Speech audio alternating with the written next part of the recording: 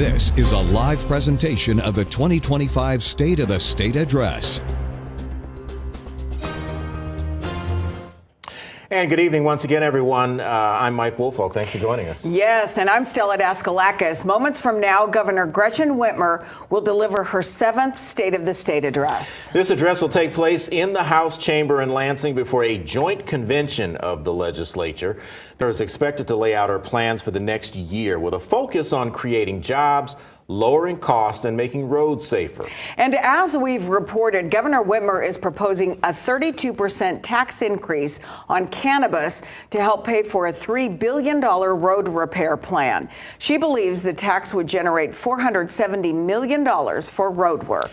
The governor also expected to continue investments in education and call on lawmakers to pass legislation that would limit cell phone use in the classroom. She's also expected to highlight how she'll make it easier to do business and make state government work better for Michiganders. In a statement on X, the former Twitter, Governor Whitmer says fixing the damn roads has been a top priority of mine since day one, but the work is far from over. We've got a plan to continue fixing the roads, lowering costs, improving safety, and ensuring that next time every month can be just as great as August. And in another statement, the governor says she'll be laying out her plan about how we continue to keep Michigan moving by creating good-paying jobs, fixing our damn roads, and investing in our schools. She loves her slogan. Yes, she does. This is a live look inside the House chamber right now where you can see Lieutenant Governor Garland Gilchrist there is presiding as they start welcoming various members of the administration and other officers, constitutional officers within the state government there into the chamber.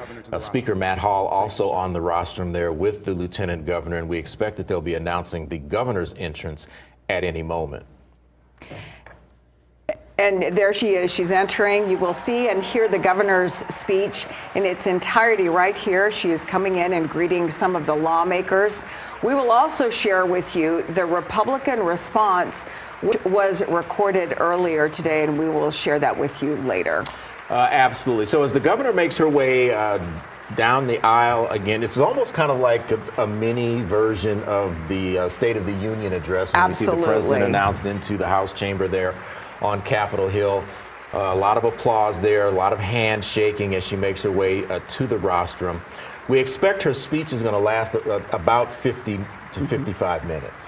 And I know that she has mentioned in the past that she wants a bipartisan approach to government this year, and has said that time and time again. Which is vitally important this year because the Democrats no longer hold all of the government offices there. Still got the governor's mansion, still have the Senate, but the Republicans now have control back in this. Yes, and she is almost all the way to the front, and here she goes. Jogging up the stairs. Yes, She's got energy. She does have energy. All right, shaking hands with Speaker Hall there and with her Lieutenant Governor, and he will announce her. Let's listen in. Members of the Joint Convention, I present to you the Governor of the great state of Michigan, Gretchen Whitmer.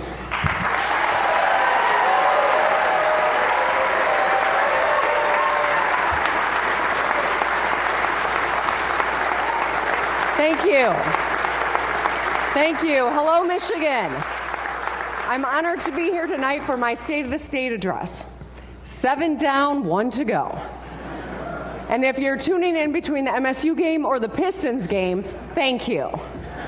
To Lieutenant Governor Garland Gilchrist, Attorney General Dana Nessel, Secretary of State Jocelyn Benson, these are hard jobs, and we are serving in tough times. Thank you for your partnership.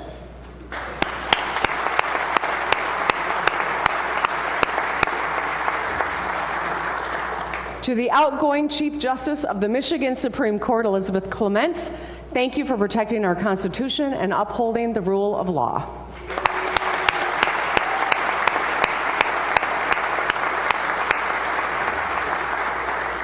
To all the state employees, my cabinet, and executive office staff, thank you for this work. I could not do this job without you.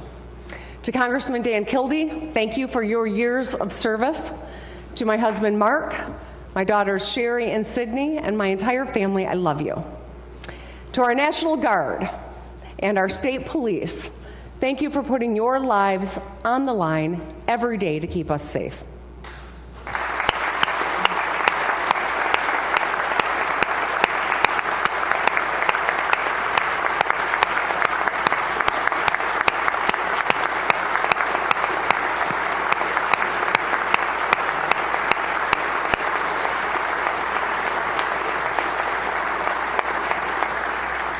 So to my friend leader Winnie Brinks and her husband Steve, I want to tell you a little bit about each of the four leaders tonight. They have three amazing daughters and are now, like Mark and me, celebrating an empty nest. Let me know when you stop paying their phone bills, Winnie. To leader Eric Nesbitt and his wife Tricia, who are expecting their third child this Easter. Congratulations.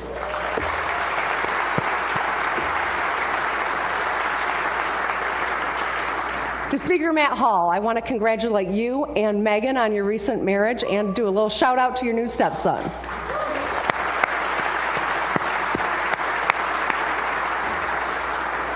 To leader Ranjit Puri and his wife Nidhi, are proud parents to three young boys, and I'm hoping they're going to be Lions fan, unlike their dad who's a secret cheesehead.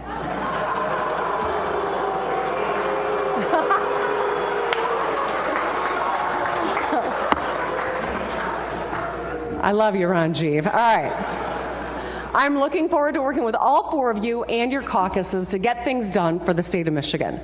Now let's take a moment to acknowledge another leader and legend, Debbie Stabenow. Please stand. Please stand, Senator.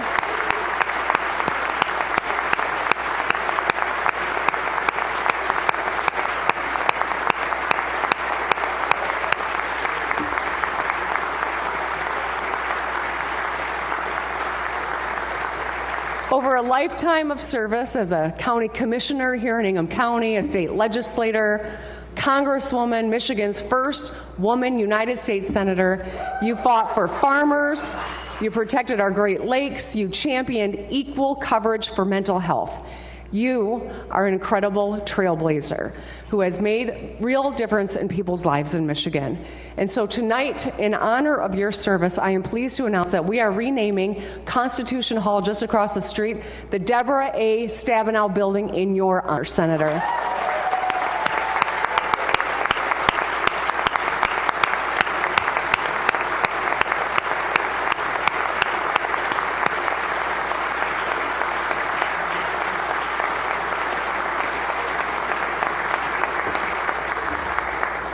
It's fitting that the building houses our state's agriculture and environmental departments who carry on your life's work. So thank you, Senator Stabenow. Finally, to my fellow Michiganders, I took an oath of office to serve the people of Michigan, and that means all the people of Michigan. That's my commitment to you, no matter who is in the White House or who is on the other side of the aisle in Lansing. Yes, I do hope to find common ground with President Trump and work with the Democratic-led Senate and Republican-led House on our shared priorities. Now, I'm not looking for fights, but I won't back down from them either.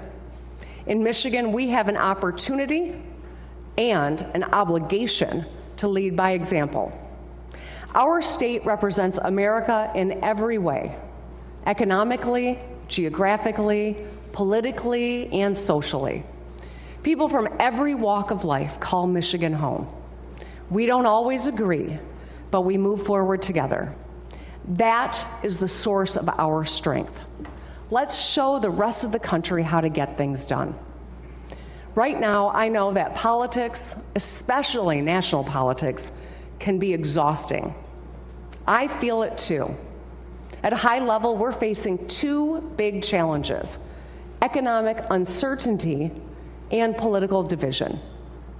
First, economics. It's hard to buy a house or car because of high interest rates. It's still hard to pay the bills. Just this month, inflation jumped back up to 3%. Businesses are facing uncertainty too. Industry leaders and top economic minds on both sides of the aisle are warning us about the havoc that 25% tariffs would wreak on Michigan's auto industry, while also raising expenses, everyday expenses for our families. And as for politics, there's no sugarcoating it. We seem very divided today. Partisanship has infected every aspect of our lives, driven by opportunistic politicians and media figures who live by a philosophy, I win if you lose. Their divisive rhetoric is amplified by algorithms designed to make us angry and keep us scrolling. We're all being manipulated by the largest and most powerful companies in the world, who profit more when we start to believe that we have nothing in common. But that's just not true. As governor, I've been to all 83 counties at least twice and sat down with all kinds of people. When you show up and listen, it's clear that most of us want the same things, and we're all frustrated by the same things too. Our people are not as divided as our politics. I really believe that. I want to ask you all to take a moment and look at the insert in tonight's program. These are real quotes from Michiganders who live in your districts. And they're tired of the games. They're counting on us all to work together. We can't let them down. I'm reminded of a conversation I had a couple years ago with a retiree from Kalamazoo. He and his young neighbor have polar opposite political views. They put up yard signs supporting opposing candidates every 2 years. But they helped fix each other's roofs and regularly shovel each other's sidewalks. They show up for each other all year long. Their bond is deeper and stronger than politics. This year, if we show up, listen to, and learn from each other, we can move forward together and get things done. The good news is that we have a lot going for us. There are a lot of firsts and new beginnings worth celebrating. For instance, Michigan Tech was just named an R1 research university, joining MSU, U of M, and Wayne State as one of the world's 150 best research colleges. We expanded RX Kids, the nation's first ever program that puts money directly in the pockets of new moms and babies to improve their finances and health.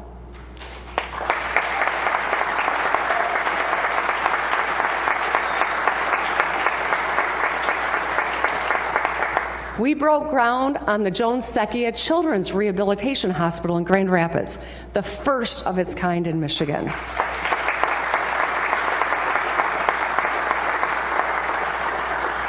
Palisades will be the first restarted nuclear power plant in American history, protecting 600 local union jobs and clean, reliable power for hundreds of thousands of people. And last year,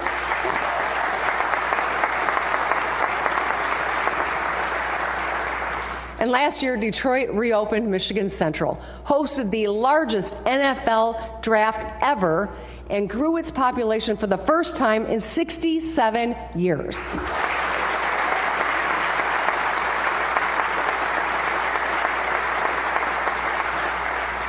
Later this year, we'll open up the Gordie Howe International Bridge, a monument to commerce and cooperation that will carry 25,000 vehicles every day.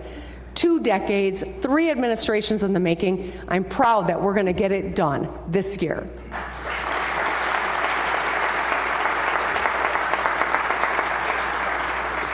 And guess what? Our financial house is in order too. While other states are juggling multi-billion-dollar deficits, we've got a surplus. Our rainy day funds are at an all-time high of $2.7 billion. After this year's budget, we'll have paid down $26 billion of debt. Since I took office, we've been repeatedly named a top 10 state for business. We've grown our GDP by 35%, added nearly 40,000 auto jobs, and raised median household incomes by $16,000 to $77,000 a year. That is exciting stuff.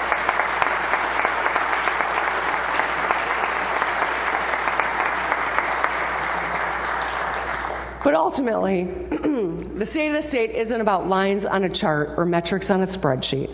It's about how people feel and how people think about Michigan.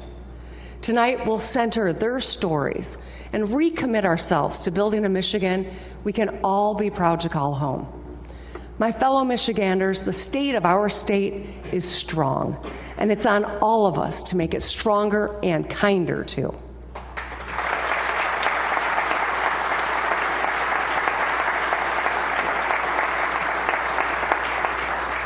So a few weeks ago, I released my 7th budget after encouraging news that state revenues were $1 billion higher than expected.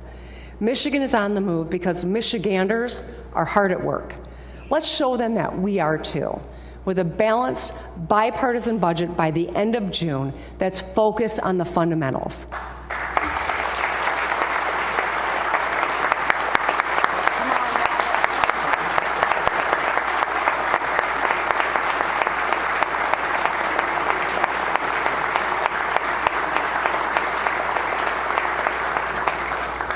Last month at the Detroit Auto Show, I laid out my initial priorities for 2025: economic development, roads, and trade with Canada.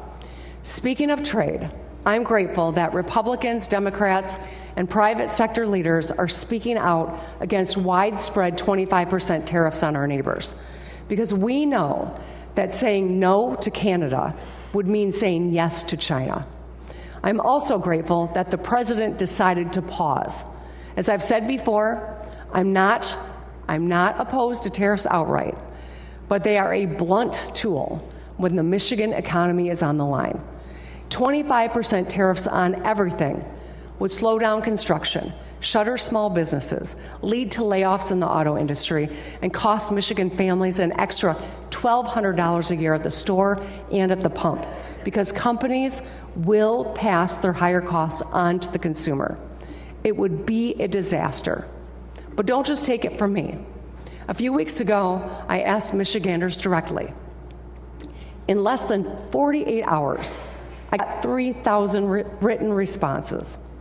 Brandon from Bath is a pharmacist who knows tariffs will raise prices on prescription drugs, forcing people to choose between their health and paying their bills. Jacqueline from Interlochen owns a heating and cooling business and said tariffs would force her to raise prices just to stay open. And Steve from Leroy is a retiree who wants to buy a new car, but if tariffs go up, the average cost of a car will go up by $3,000 too. For them and for every Michigander, let's keep speaking with one voice for smart trade policies to level the playing field and secure American jobs without jacking up our costs. On tariffs,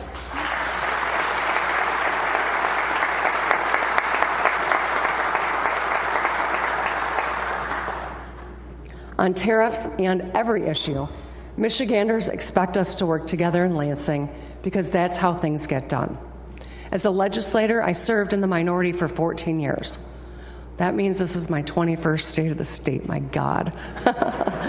I often partnered with my Republican colleagues, including on Healthy Michigan, our Medicaid expansion under the Affordable Care Act that covers hundreds of thousands of people. As governor, I've signed 6 balanced bipartisan budgets and nearly 1,500 bipartisan bills, 1,000 of those under a Republican-controlled legislature. My North Star has always been collaboration. That's what governing means. You work with anyone to get things done.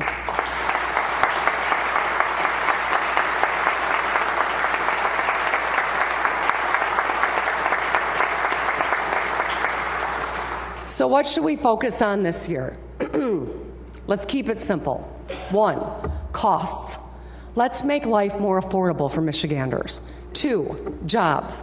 Let's create more opportunities to help people in our state earn more money. And 3, results. Let's make government work better for the people we all serve. I think we should all be able to agree on that, yes?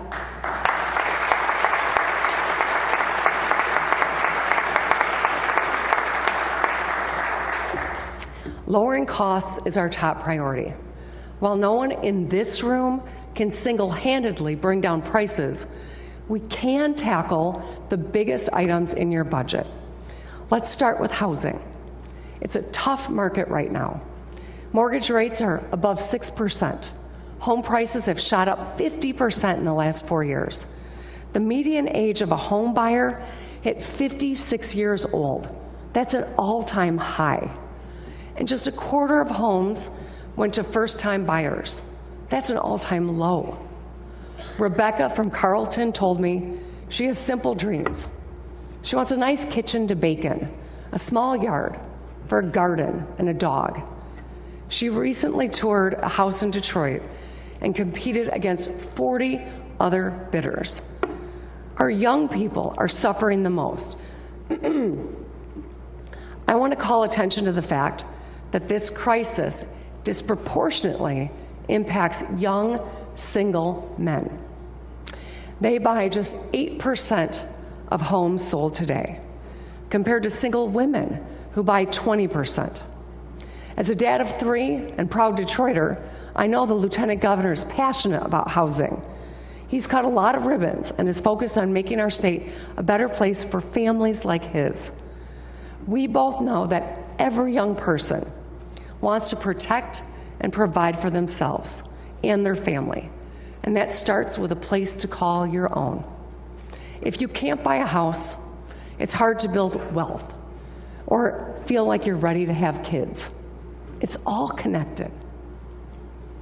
So while the state already has programs in place to help you become the first person in your family to buy a house, or pay up to $10,000 of your down payment, or lower your mortgage rate by 1%, and save thousands on your federal taxes, we must also address the core issue of supply. Right now, we are short 140,000 homes statewide, and the way forward is clear. We gotta build, baby, build.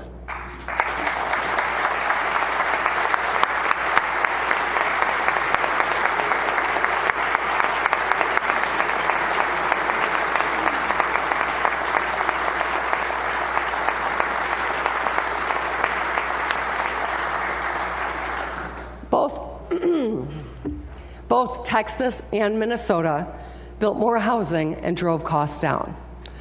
Bright red Texas and bright blue Minnesota have done it. We can too. MSHDA has been doing their part with 2 years of straight record-breaking years. This year, let's do it again. Let's invest $2 billion to build, buy, or fix nearly 11,000 homes. This year, let's make the largest housing investment in Michigan history. Getting this done will create more than 10,000 construction jobs, lower costs, and help more people achieve the American dream. Let's get it done.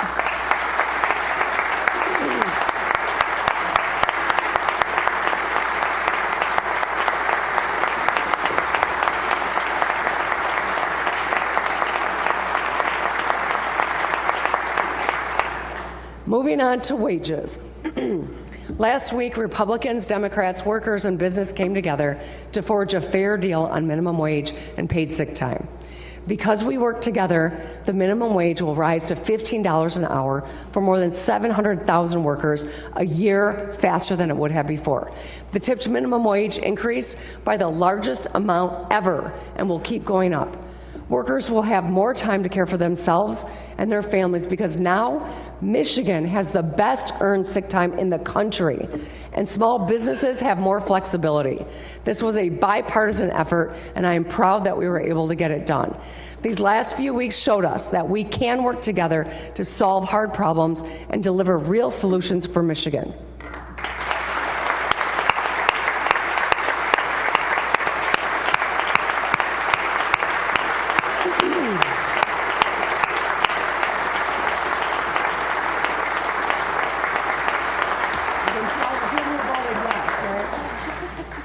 Another big cost a lot of people bear is health care, including medical debt. A couple years ago, we secured $4.5 million in our state budget to relieve some medical debt. It was a good start, but it was just a start. With inflation and tariff talk, we need to find a more significant bipartisan way to help the nearly 700,000 Michiganders with medical debt. I want to thank Senator Sarah Anthony for her focus on this issue. We're one of just a few states with no consumer protections for medical debt, and that's not right. This year, let's work across the aisle to reduce medical debt, so being sick or getting hurt doesn't also mean being broke for the rest of your life.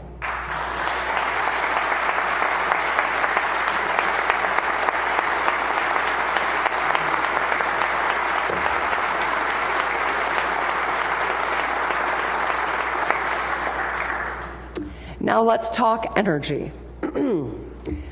Everyone's eyebrows raise when that first winter utility bill hits.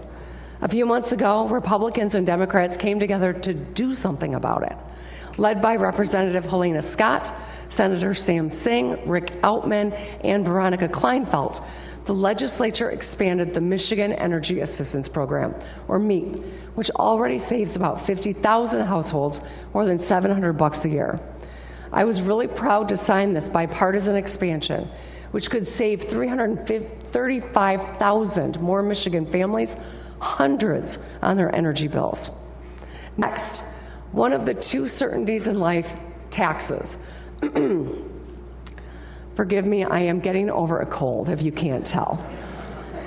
For too long, the working class have paid more than they should. In 2023, that changed when I signed legislation to roll back the retirement tax and quintuple the working families tax credit. This year,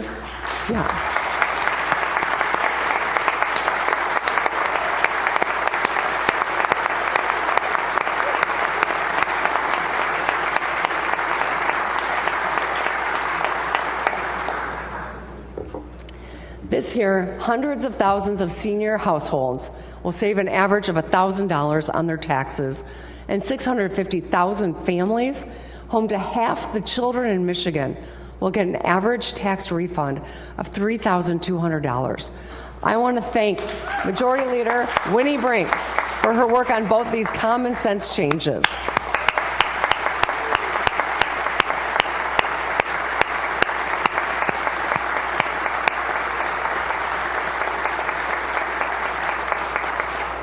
Together, we put $1 billion back in people's pockets and lifted 20,000 kids out of poverty. When our kids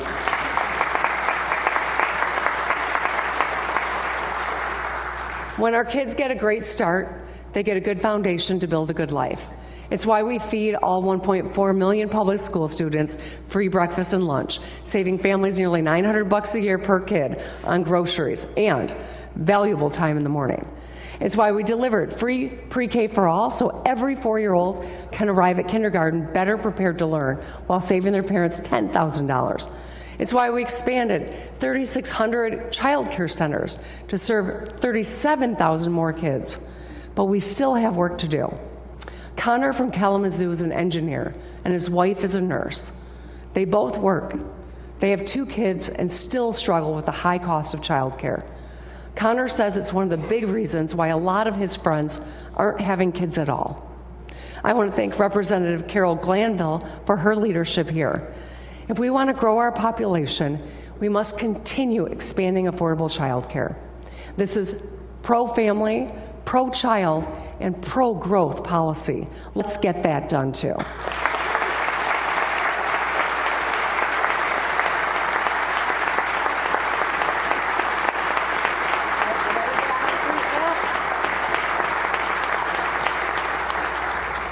All right, I think I'm even going to get the speaker on his feet on this one. Next, I want to talk about fiscal responsibility. Most Michiganders are watching their expenses more closely. State government should do the same. Every February, after I propose the budget, the legislature adds earmarks. Now, these can be important. Fire stations, roads, schools. Some of them, not so much. The problem is that these earmarks are added without transparency and have been for years under both Republican and Democratic control. I know Speaker Hall is passionate about bringing accountability to the process, and I agree. In this year's budget, let's have total transparency on all earmarks. Because if you want to invest taxpayer money, you should put your name on it, right, Matt? All right.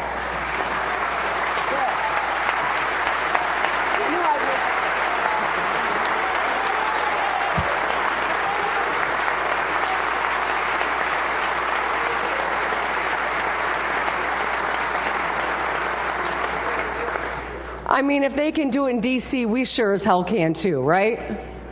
Now let's talk about jobs, starting with making it as easy as possible for Michiganders to get the skills or education they need to earn more money. Over the last few years, it's exactly what we've been focused on and what we've done. We boosted career and tech education, giving students hands-on experience with wood, metal, power tools, and computers in high school so they can land a good job after graduation. In this year's budget, let's work together to make the largest investment in career and technical education ever. In 2021, we launched the Michigan Reconnect, a bipartisan program offering anyone 25 and older a tuition-free associate's degree or skills certificate at their local community college. Today, more than 200,000 Michiganders have taken that first step. In 2022, we created the Bipartisan Michigan Achievement Scholarship, lowering the cost of a bachelor's degree by up to $27,500. Today, more than 56,000 students are already saving thousands of dollars. I want to thank Representative Samantha Stecklaw for her work on this.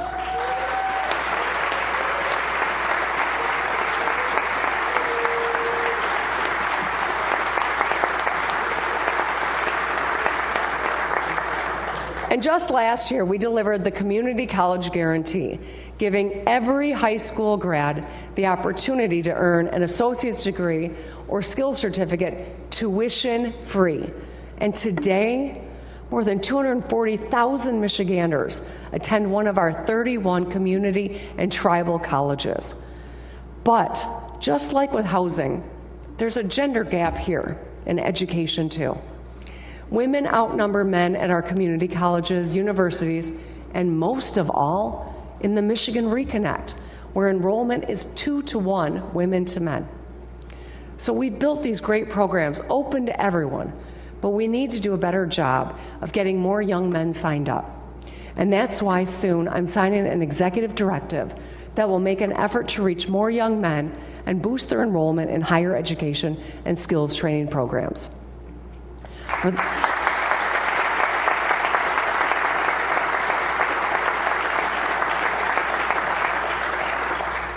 For the Michiganders working hard to put themselves through these programs, it is life-changing, truly.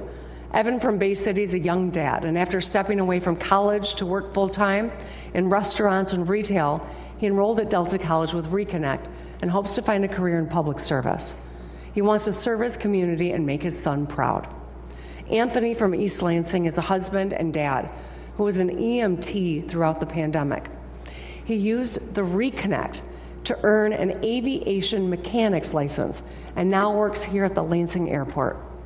My message tonight goes out to all young people, but especially our young men. I know it's hard to get ahead right now, but I promise you, no matter how hard life might get, there's always a way out and a way up. The last thing any of us wants is a generation of young men falling behind their fathers and grandfathers.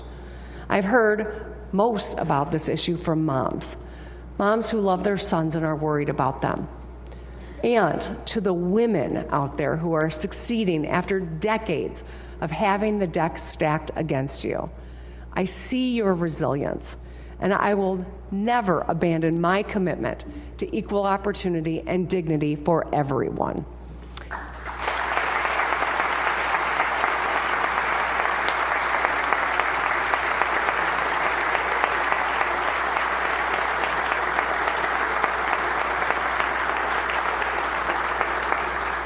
Generations of our moms and grandmas fought hard for the economic rights and personal freedoms we enjoy today. They made our lives easier, and our responsibility to our sons and daughters is to build a state where they can all succeed. As the mom of 2 smart, driven young women and stepmom to 3 successful young men, I know that their success is connected to the success of their peers, all of their peers. In Michigan, men and women want to protect and provide for their families, to be financially successful, and to be good role models. And that's why no matter who you are, we want to help you learn more and earn more. So look at an apprenticeship, find a scholarship, or sign up for Reconnect.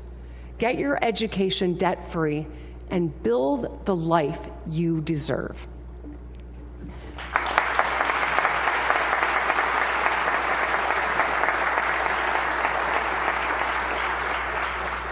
Training the next generation of workers is also critical to our national security. Last year, we partnered with the U.S. Navy and Macomb County Community College on the Michigan Maritime Manufacturing Initiative, training hundreds of workers in Macomb County to build submarines. The first class of workers will be graduating next month, and they're ready to build the biggest, baddest ships that keep our nation safe. But there's another, one. Go ahead, Mai.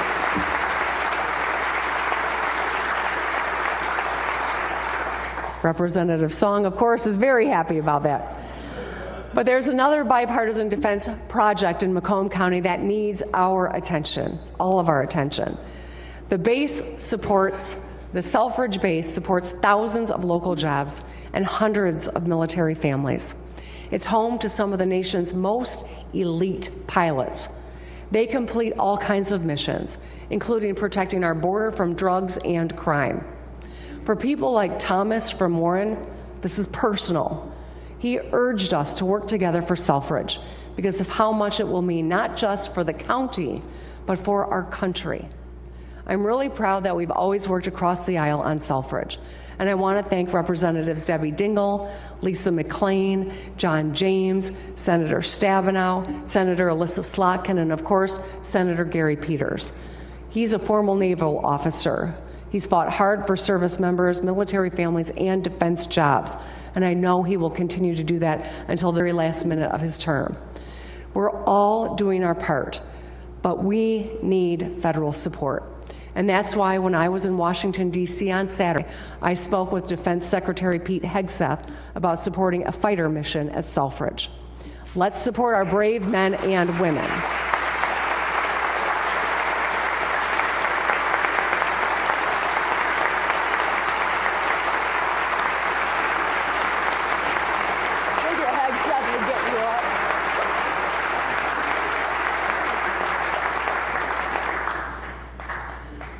I thought Candace Miller would like to hear that. Let's support our brave men and women in uniform at Selfridge in our next budget and work with our federal partners to save Michigan jobs and protect our national security. Now, let's talk about another driver of jobs and growth, those damn roads. We need safe roads to go to work, drop our kids off at school, and run errands. Businesses need a solid transportation network to ship products and ensure their employees can get to work safely. In 2020, I created Rebuilding Michigan, a $3.5 billion bond plan to fix most of our heavily trafficked state highways and bridges. Why? Well, because for years, a lot of governors and legislators tried and failed to get it done.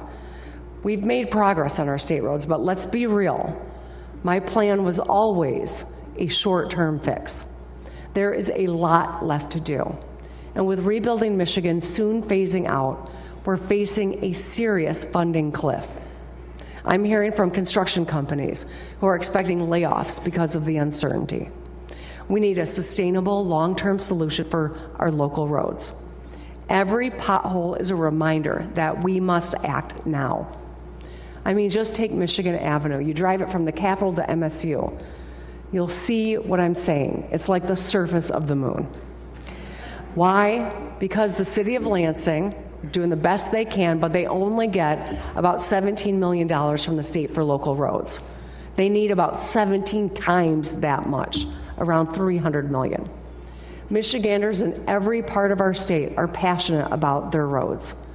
Phyllis from Rapid City was evocative in her description of Crystal Beach Road. It'll rattle your brains out, she said. There's a road like that in every town. We know that bad roads cost drivers more than $750 a year.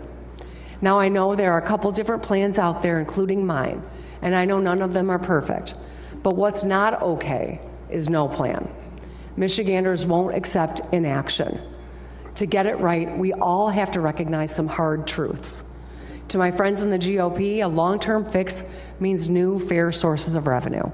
We can't cut our way to better roads by slashing public safety, health, or schools. To my fellow Democrats,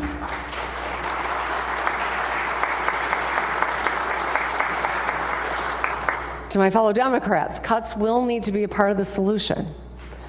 All right, some claps over here. To the business community, we can't put this on the backs of the middle class. For all of us,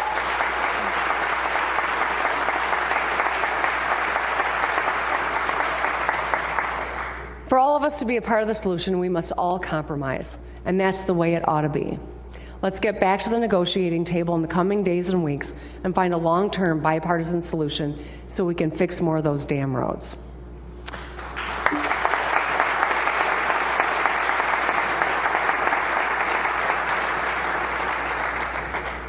So the third big priority for 2025 has got to be results. Let's start with permitting. Permitting has been broken for a long time, leading to slower construction, fewer jobs, and higher prices. In Michigan, we're done waiting around.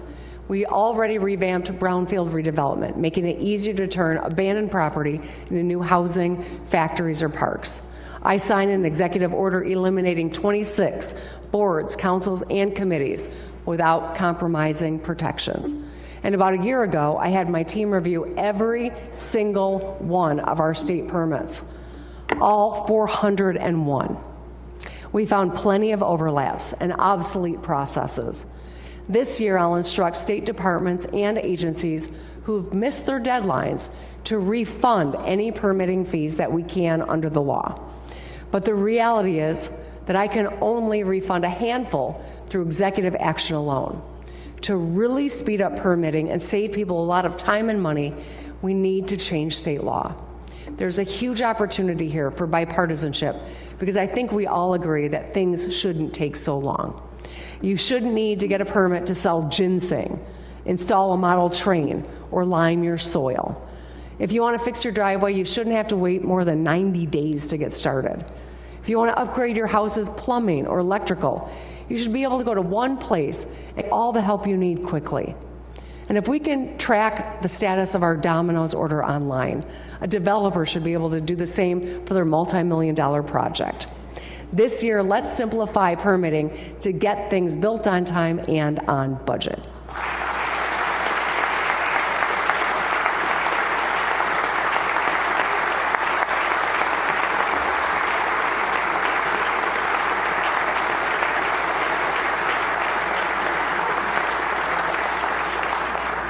Moving on to licensing. A lot of our licensing rules and requirements don't make sense. Bethany from Lambertville and her husband, a painter, moved here from Ohio. He was fined for working on someone's house without a license, even though he had one in Ohio. That's ridiculous. Despite our football rivalry, I think we should honor their licenses. I know a lot of barbers and hairstylists go through this too. I know Representative Tyrone Carter, who's been working on this issue, agrees. We all want to make it easier and faster and cheaper for you to keep doing what you do best.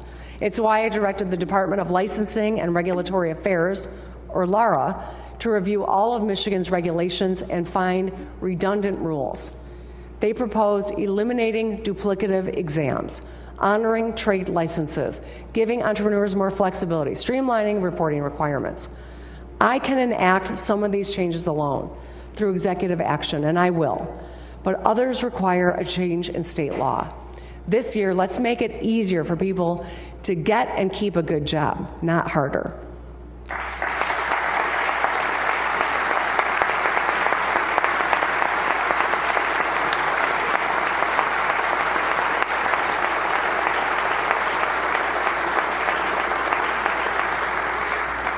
The last area where we must demand better results is in education. Since I took office, we closed the funding gap between schools and we built up our campuses. We raised teacher pay, cut retiree taxes, and trained thousands more educators.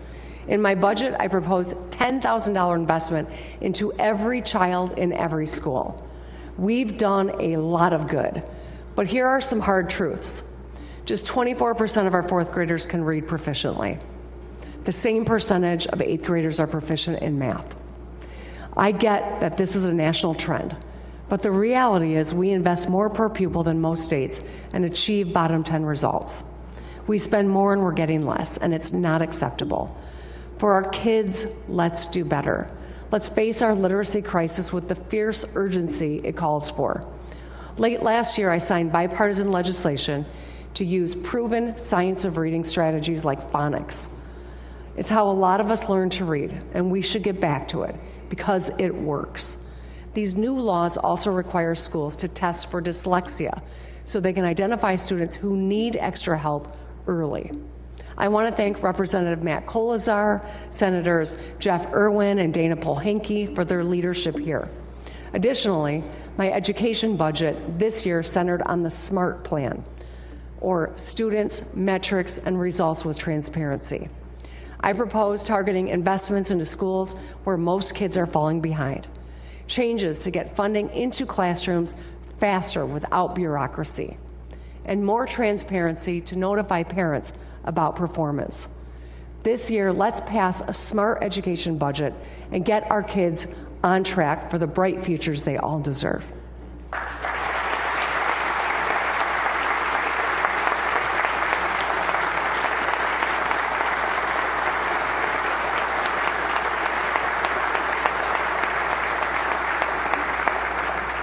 Now let's talk about mental and physical health, both of which are linked to academics. Let's start with phones, which have completely changed our children's lives. 95% have access to a smartphone, and half of them say they're online almost constantly. Amy from Rochester Hills volunteered recently on a 6th grade field trip. You all remember field trips, right? The bus ride is loud and full of excitement about the day ahead. Well, on this bus, Amy said it was silent. All the kids were glued to their phones. Amy's daughter wishes she was born before social media. Our educators get it. It's hard to teach geography or geometry when you're competing against memes or DMs. Other states, red and blue, have taken action. So has most of Europe and Canada. I understand the need to be connected to your child, but we can do better. This year, let's pass bipartisan legislation to limit the use of phones in class.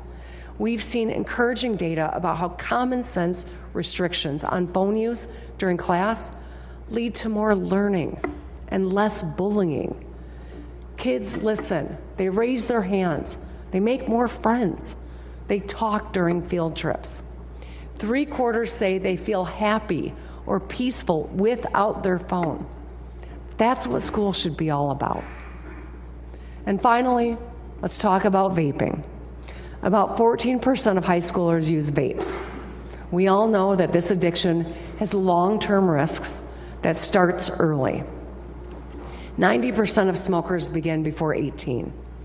If we don't act smart on vapes, we risk our children's health and futures. That's why in my budget this year, I propose closing a long-standing loophole and taxing vapes similar to how we tax cigarettes.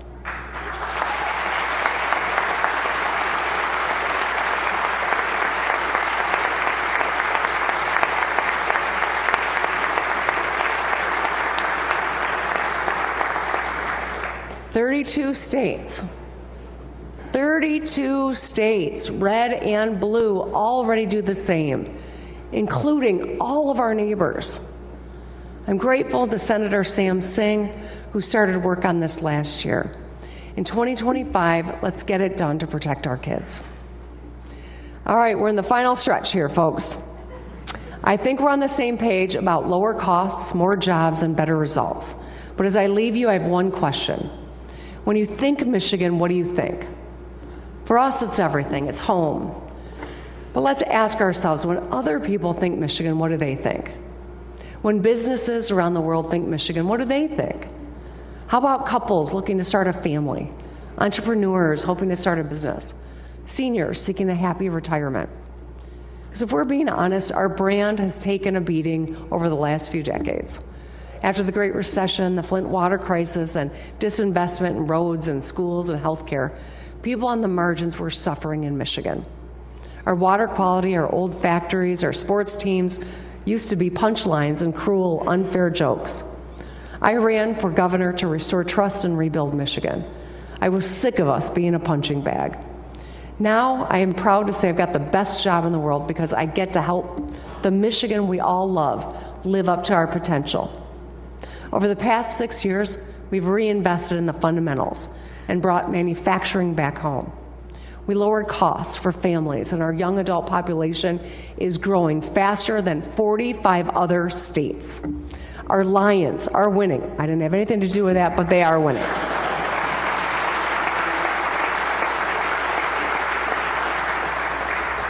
And now, in a divisive national moment where America needs a new way forward, Michigan can lead. Because at our best, we are strong and kind. And kindness is strength. When you think Michigan, think about the people whose stories I shared, or the voices quoted in your program. Let them guide our work, because they're counting on us. Consider what Josh from Grand Rapids, who moved here from out of state, and now proudly calls himself a Michigander for life. This is what he wrote about our state's character. Our seasons are tougher, but our people are warmer, and our lakes are fresher. Being a Michigander is about offering someone a hand when they trip and fall, holding the door open, trying to be a little better every day. Whether we're negotiating here in Lansing, or driving down a 2-lane farm road, or holding open a door, let's be the Michigan that Michiganders know we can be. At a dark moment when bullying and lying seem to be in style, let's be intentional about putting light out into the world.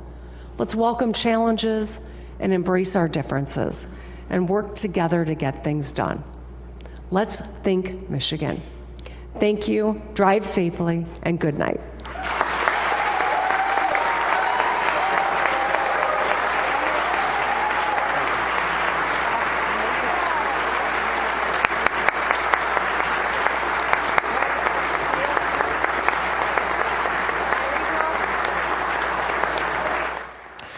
As expected, about a 50-minute speech, give or take. Governor Gretchen Whitmer there wrapping up her 7th State of the State address. And Stella, you and I sat here and listened to the entire speech, read through a lot of it as well. Yes, we did. And the biggest comments that we had going back and forth was that this was a very personally delivered speech, very bipartisan in nature.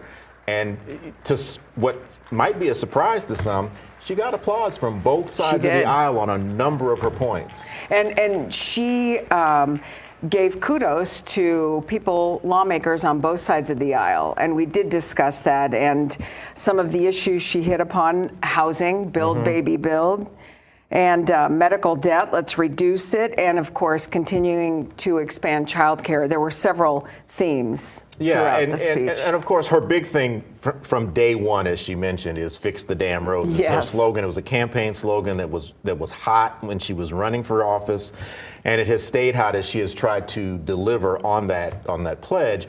And she does have what some would call a controversial plan to continue funding for that with the cannabis tax. And she admitted that, she has her plan. Other plans are out there. None of them are perfect, but it's not acceptable to have no plan. Absolutely. And of course, education being very important to her. And she has said that since I've been here in Michigan. And of course, creating jobs, which is very important. And she did talk about Speaker Matt Hall and said that bringing accountability to government is very important. That transparency on earmarks with the budget is what she said might get him to his feet, and it did. They actually shook hands on that one, so we'll see if we can make some progress on that front. Also of note, she did acknowledge former Congressman Dan Kildee former Senator Debbie Stabenow, and I think it was a surprise to the former senator that the state will name a building after her. Yes, and it was nice to see her there. In fact, they're renaming Constitution Hall just across the street as the Deborah A. Stabenow Building, and of course, the former senator's honor. Yeah, and it happens to house the state agriculture department, and agriculture was a big part of Senator Stabenow's legacy on Capitol Hill and here in the state. Yes, and of course, we do have a response from the Republican Party this evening, too. Yes, and as we told you earlier, that was pre-recorded. So let's take a listen to what House Majority Floor Leader Brian Postumus says in response to Governor Whitmer's State of the State. We just listened to the governor lecture for an hour about the state of our state. But we all know there's more to it than that. So I'm here to tell you the actual state of our state. You know, Detroit is the only city in the history of the world to drop in population by more than 1 million people. From 1.9 million people to around 630,000 today. At our peak in the early 80s, Michigan had 19 seats in the U.S. House of Representatives. Today, we only have 13. Because of our population decline relative to the rest of the country, we have less power and less influence in Congress. From 2000 to 2010, Michigan was the only state in the nation that lost population, the only one. Under Governor Snyder, we were able to stop the bleeding, but we're stagnant once again. Michigan used to be one of the wealthiest states in the country. Today, we're near the bottom. When most of us think about Michigan, there's still this idea of our state as an economic powerhouse, the arsenal of democracy. That was 70 or 80 years ago at this point. I'm not going to blame one party or the other because we all know both Republicans and Democrats have been in control at various times, and there's complex reasons for Michigan's decline. But if we want the situation to be any different 10, 20 years from now, we need to take drastic action to fix it. Fortunately, those actions are pretty simple. We all want Michigan to be a place where our kids can grow up, find a good job, and raise a family of their own rather than having to move to Tennessee, Texas, Florida. I'm State Representative Brian Postumus. I'm the Majority Floor Leader here in the Michigan House of Representatives. And I've been asked to give the official Republican response to the Governor's State of the State address. I love our state. But I was born in 1984, and Michigan has been on the decline for pretty much my entire life. We now have divided government here in Michigan. The Democrats currently control the Senate and the governor's office. Republicans control the House of Representatives. That means we're going to have to work together if we want to get anything done. I'll tell you one thing. Republicans have no intention of using our majority to obstruct. We will use it to lead. We will lead on the issues you care about, bringing down the cost of government, keeping more money in your pocket, keeping our communities safe, and educating our kids. You know, we're only 2 months in, and we've already made it harder for lawmakers to waste tax dollars on pork barrel spending. We also empowered the House Oversight Committee to make sure that your government is held accountable. We'll make sure taxpayers are getting value for their money. Now, the albatross, the state budget. When Governor Whitmer took office, the state budget was $58 billion. She's proposed $86 billion for the next year. If the budget had just kept pace with inflation, it'd only be $72 billion. What's more, last legislative session started with a $9 billion surplus. Your government squandered it, all of it. All that extra money could have gone toward fixing the roads, but it didn't. Could have gone toward educating your kids, but it didn't. And now the governor is talking about raising taxes again. we don't need to raise taxes. We don't need more money. We have more than enough money already. In fact, House Republicans already proposed a plan to fix the roads without costing you an additional penny. We need to focus on essentials first: infrastructure, public safety, education. With all that extra money in the budget, there's even enough room to fix the roads and roll back the income tax. Inflation is hurting everyone right now, so we should let people keep more of their own money. You know, my grandpa taught me that before you can fix a problem, you have to acknowledge it. Our state isn't in a great place right now. Frankly, it hasn't been for a while. Unfortunately, too many politicians have for too long refused to acknowledge that problem. We may not be in a great place today, but I believe we can be. So how do we return there? How do we get back there to what we were as a great state? First, our state needs to focus on keeping more of its people's money in their own pocket. Michiganders know far better how to spend their own money than the government ever will. Second, we need to create safer streets for Michigan families. And finally, we need to remind ourselves that politicians represent us, not special interests, not mega corporations, and certainly not other countries. I believe the new Republican Party is one that represents the everyday American. It is no longer the party of big business and career politicians.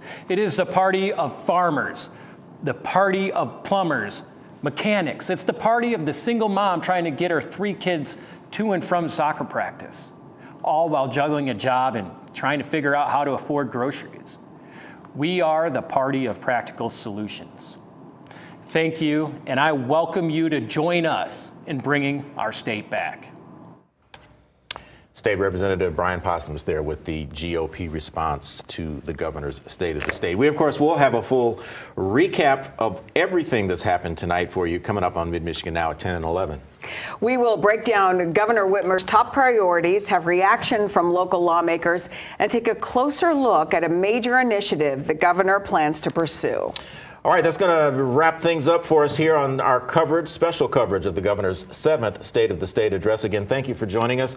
We will resume regular programming here on the CW46 after a short break. Have a good night.